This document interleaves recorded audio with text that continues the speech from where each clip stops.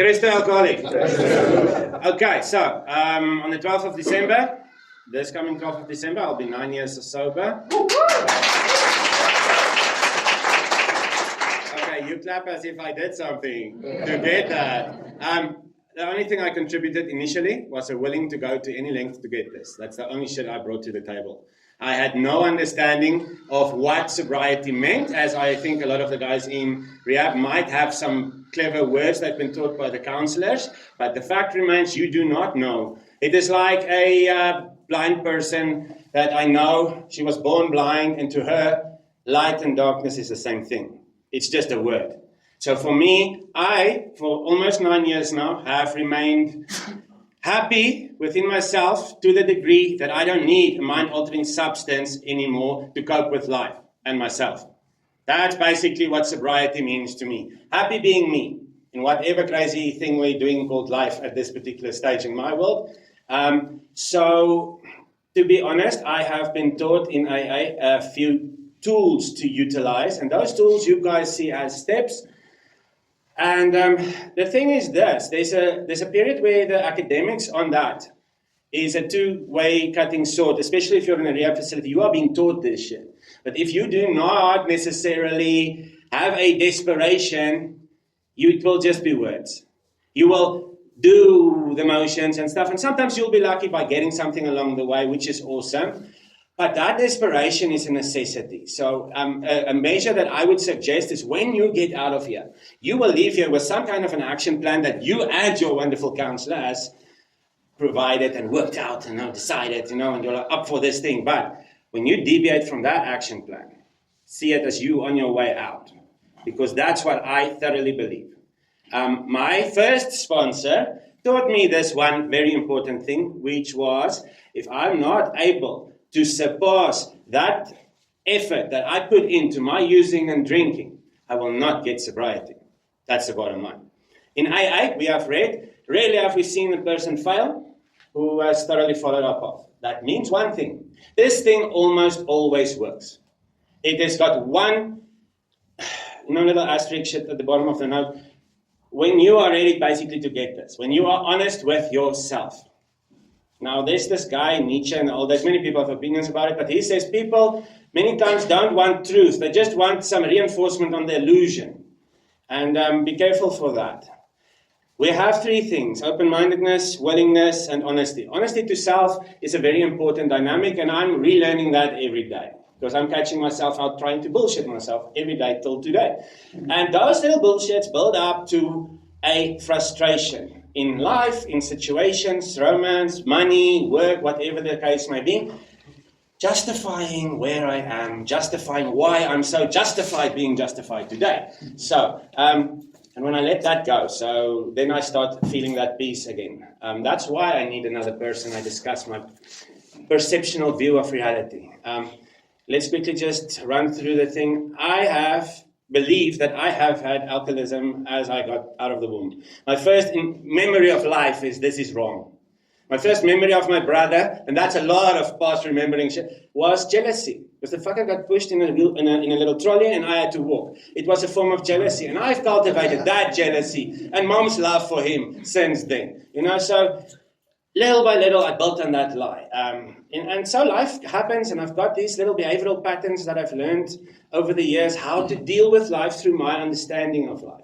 I grew up with 3 other siblings in the same household, but somehow I relate to everything the adult children of alcoholics relate to because of my perceptual understanding. I grew up in an emotionally abusive household. I did blame mother a lot for that. But I must sincerely say today that I am now of the opinion that it was a lot to do with my perceptual understanding about how people treated me. Because if you don't treat me special, there's shit. Because I need to be treated special because I need to be validated by you. And today you said hi. Why not, hello, Christo, how are you today? You know that? And then working it out. Oh, he's talking to that guy. I'm very good with conspiracies. Give me 5 minutes. Give me an hour. And all of you are in on it. That's the little mind that I grew up with. I grew up with this mind of conspiracies. Everyone against me. I'm going to prove myself to this world. And I found this very powerful thing in school, and it's called fear. That thing was amazing. It pushed me to study right through the night, waking up, and I excelled in school because of this powerful thing called fear. Later on, life fell apart in the teens, and somehow I made a psychological flip. Being perfect don't work, so let's be bad. So I tried that. It was not a conscious decision. I believe it was a subconscious decision, but ultimately, my life started spiraling out in matric, more or less. Instead of my 10 distinctions, I got a baby, started working on a building site, and the family's disappointment just built up on that whole feeling of, I knew those fuckers were against me type of vibe, you know. And it didn't serve a purpose other than making me feel good about the crap I was doing. So, fast forward, found someone to relate to enough and be good enough for, so we got married, did the white picket fence thing for 15 years. Okay, she was married for 15 years. I was married when I wanted to be. The thing is this, it was never the plan. You know, in the 3 baptisms, every time I cried and said to the preacher man, this time, man, Jesus is the King and He's the Lord and all of that. Baptize, baptize, baptize. And then maybe I decided, maybe there's some other in me. I watched this movie, Exorcism, and I thought, okay, I need that. So I went for an exorcism. I was fervently into that. There's a lady called Joyce Meyer. She had tapes. That time, it wasn't much internet yet. It was in the early 2000s, and I bought CDs from her, Resist the Devil and He Will Flee. And I listened to Resist the Devil and He Will Flee, and then I'll stop and pick up a Machosha, and then I'll drop her off again and resist the devil and he will flee, and I'll continue on my merry way. That was my reality. Somehow, some behavioral patterns on a psychological level had this ability to not be cognitively controlled. I could not, by my decision-making, control those things. And then I would say, oh, that is fate. That's what fate is about. And that is my big problem. Alcohol never was a problem, as you could hear. I didn't speak about alcohol because alcohol never was my problem. And I believe if you're an alcoholic, alcohol is not your problem. It's your solution to your misunderstanding about life. Because alcohol had this power. And if I say alcohol and there's addicts I hear here, same thing. It is a mind-altering substance. It gets me out of me. It makes life go, wow, I'm connected, and you pray beautifully, and I see the guy, I'm him, it's like, ugh. And that is what it's about. And ever since I tasted that energy, I wanted that 24/7, because I've got this obsessive personality within me, so I'm pushing for that boundary. So wherever I could find this euphoric event, I would chase that. So I do everything alcoholically, and I'll perceive your understanding of me for you. And then I'll say, no, you don't like me, so we got to work around that. So the wife got to be the controlling witch in the story, and I discussed that now with, let's go to psychology. So I sat with a psychologist for 4 years, discussing the witch and ungrateful bosses, never getting the managerial position, just the assistant manager, like, really? And don't you see what I'm contributing to your bloody business, guy? And then I will leave because I'm going to do my own thing. And then I'm doing my own thing at home, maybe dropping off the kids and the wife, start drinking, just to get that vibe for the day, and then that doesn't work. And then, the psychologists say, it's because of boredom, it's because this and that, and because you don't live up to your potential, that's why. And then I enroll in UNISA, and I'm going to study again. But somehow the bottle continues to be part of my world. Ever since then, ever more, ever more, ever more. Fast forward a bit again. So I came to the conclusion, wonderful place to get to a conclusion is lying on the floor, passed out in a restaurant that you own. The next morning, by the way, everybody looking for you, and I discovered that my problem, I'm going to get rid of this, and I got rid of the wife, got rid of the business,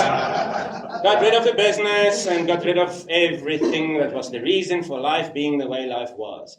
At that stage, I also was on some medication because I was diagnosed with bipolar through the psychiatry. And when I talk about psychiatry, many people who are diabetic are also mentally ill to the place where they are bipolar or whatever. With that, I want to say, alcoholics can also be bipolar, but it does not mean that I say bipolar is a bad thing. You got that. But you have always got to remember this one thing. Those pills didn't mean shit for me until I started recognizing my alcoholism first. Preacher man didn't work because I did not recognize alcoholism first. It's not the preacher man that didn't work. It's not the psychologist that didn't work. It's not the psychiatrist that didn't work. It was my understanding about me. And until I got to that point where I understood that alcohol was my problem, in the sense of it's starting to be my crutch to do life. It became my God, the master guy. That guy that when you wake up, you say, I'm done. And that feeling just hits you while you're doing dishes to please the wife, the witchy person. And you're doing the dishes because you got to prove that you're worthy to be here. You do the dishes and then that feeling, warm glow, just hits me, that memory. That means the master says, you go find money now. So I go find money now. I'll pawn, I'll steal, I'll hustle, I'll borrow money from... No, I'll never borrow from I took from... Anyway, so I will take money to go and get because the master has spoken. That's how I, in hindsight, describe it because that's the most relevant thing that I could do. So if you need to follow your higher power now in sobriety, just think about how much your reasoning helped you when you did your drinking and active. There was no reasoning from you. If the master said something, you did. No questions asked. That was full surrender to something, and it worked. But unlike our program, it worked only for a little bit. So what I would like to suggest is, if you want something that I've got, you do it to the extent that you would treat your drugging. You're chasing that fix. No questions asked. Do. Get it done. You know, if you said you'll be somewhere, be there. If you're not there, it meant you died on the way there. But you be there. So this is a spiritual principle that I'm trying to live up to the last 3 years now. It's from a guy called Clancy Emerson. He's one of the big names that I see him as a mentor. He said this: do what you said you would do, be what you said you would be, be where you said you would be, when you said you would be there. Don't take out your hostilities on people that cannot answer back, and on bad days keep your mouth shut. Basic. I like basic. That's basic enough for me, and that's it in a nutshell. Step 1, 2, 3. Easy. I got to realize that in my favorite place in the world called a club, and that total surrender happened there, and my sobriety started there. So I've got a very special place in my heart for my nightclub. And it's because of this fact, I had to discover that my perceptual reality of a higher power did not work. It took me 4 months coming to AA every night. My first sponsor suggested, you're relapsing, continuous relapsing means you need to go to a rehab. And I said, I can't go to rehab. So he said, you start washing cups at the meeting. That was called the Wednesday Solutions Meeting. And I started washing cups. Somehow the cup washing introduced me to other people in that meeting more intimately. And we had little discussions cleaning cups. And then Thursday, this lady came there. Her sponsor dragged her by the ear. She relapsed. I never told you screwers that I relapsed because in the end of the day, what's it got to do with you? How can you not drink in this world? Anyway, so I came here, but drinking still was an optional decision. It was never like I'm stopping. You know, I tried, but then if it didn't work, the mind changed, so I didn't stop. The bottom line is this. I was honest for the first time in that next meeting. That was a newcomers meeting on the Thursday. She said, I have relapsed. And everybody said, keep coming back, keep coming back. And I felt so sorry for this lady, I just blurted it out to, you know what, I relapsed too. And everybody keep coming back. There's this lady called Tanya, and she grabbed me afterwards, and she hugged me and said, you're going to get this, you're going to get this. That stuff is powerful. It don't mean shit if you are in it. Afterwards, you look back. Those are the things that carry you through. Like a guy called Matthijs. He hugged me. He remembered my name the second meeting I went to. Those little things, that part of the unity, that's the powerful stuff that I describe. I say that kept me coming back initially. Unity, making yourself part of a group structure. It's not just attending when you feel like it. When you come out of a rehab, you're out of ICU. Now you're going into real world. The bottom line there, this is the most important thing in your life. Not your job, anything. This, sobriety, is number one. That's the only reason why I've started getting something. So at the club, I'm ending with this. I went through that week with a relapse. I called this poor guy at 1 o'clock, 2 o'clock on the Sunday evening coming from the club, crying, oh, boy, it's me, I'm this relapsing. He said, come to the Monday meeting. That was called the White Flag meeting. I went to the White Flag meeting.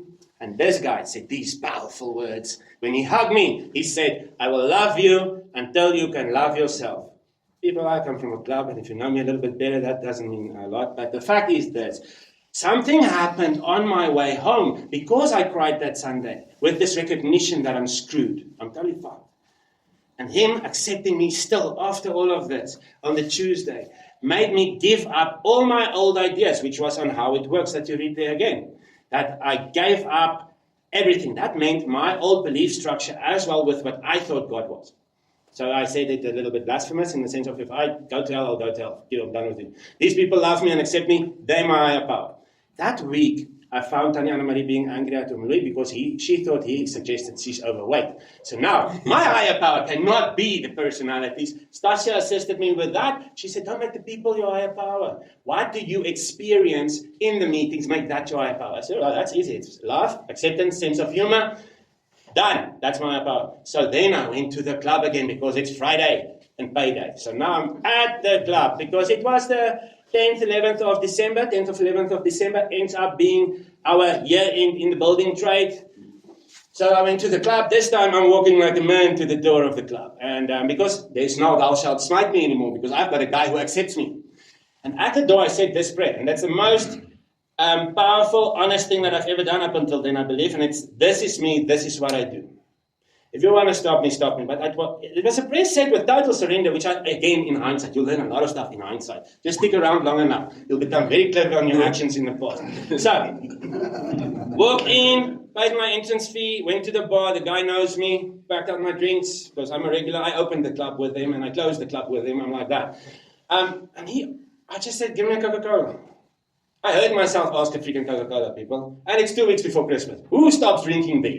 Anyway, it just happened like that. I left the place. I got my Coke, by the way. I left the place. And since then, I never needed or wanted conscious decision for having a drink again. Your journey might be different. That's fine. It's your journey. It's your story. But the fact remains, it took me 4 months going to a meeting every night, relapsing every other day, to get to that point. And after that, I went to a meeting every night for a year and a half on that. Every night. And it's a lot of ego you got to work on. I got a lot of shit that I caused in AA. A lot of hearts that I broke. A lot of people broke mine. Poor people. But I forgave them and they forgave me. The bottom line is this. Many people are not my friends in AA anymore. But many still are. The fact remains this. Me loving you is nothing to do about anything. It's me needing you. You needing me. And I tell you now, the person that hates me the most perhaps in AA perhaps, if I honestly need to call her and tell her, listen, I'm in shit, help me. I give you my head on a block, she'll assist me. Because we know what we're dealing with. So that unity thing I want to just emphasize with you. But you need to decide how important this is for you while you're in the rehab facility. It's a powerful program, but it doesn't look powerful because the words are filled with old ideas. You need to do these things to the best of your ability, to have an experience with these things, and through that experiential knowledge, you will grow to understanding and self-realization, which I believe the 12 steps are about, and the reliance on something outside of self to assist me with this thing called life. That is not substance. Thank you very much for listening to me. That's it.